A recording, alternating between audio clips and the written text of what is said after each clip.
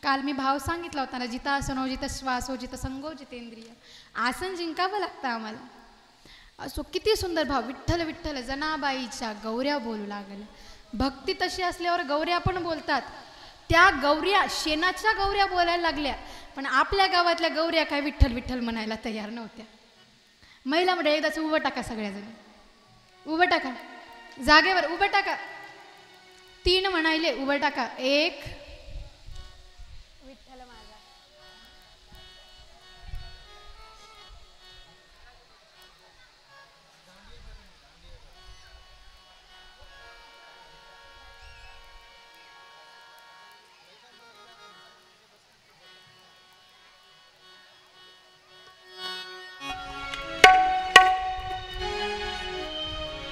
पुरुष मंडळी उभं टाका, मोकळं करायचे. पुढे या, पुढे या सगळे, लवकर लवकर पुढे या. झाला, आजपासून कथेला खरी सुरुवात आहे. आज रोज नाचायचंय आता. श्याम के बिना तुम आधी, तुम्हारे बिना श्याम आधे. राधे राधे राधे राधे राधे राधे राधे राधे. श्याम के बिना तुम आधी, तुम्हारे बिना श्याम आधे. राधे राधे राधे राधे ओ राधे राधे राधे राधे राधे. श्याम के बिना तुम आधी, तुम्हारे बिना श्याम आधे. राधे राधे राधे राधे राधे राधे राधे राधे.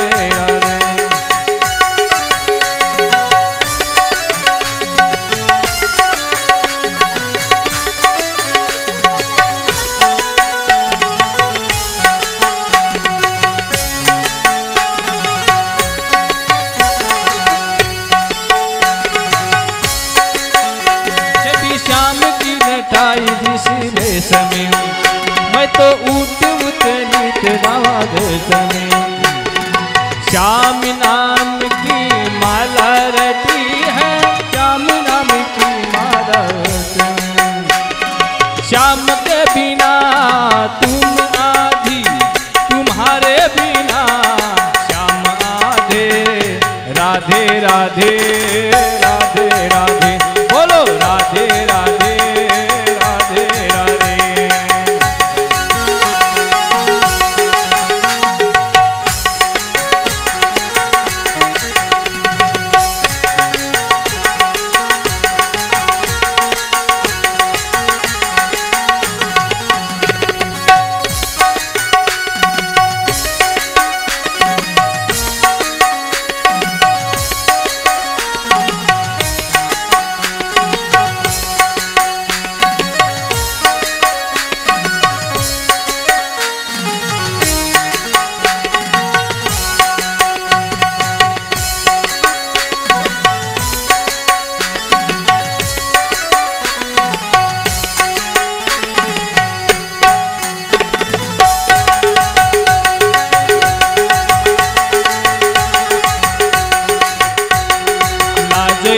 कृष्णाला राधा ही लाजली, लाजली कृष्णाला राधा ही लाजली. त्याने केली कला अशी दावली लीला, त्याने केली कला अशी दावली लीला.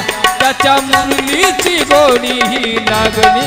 लाजली कृष्णाला राधा ही लाजली, लाजली कृष्णाला राधा ही लाजली.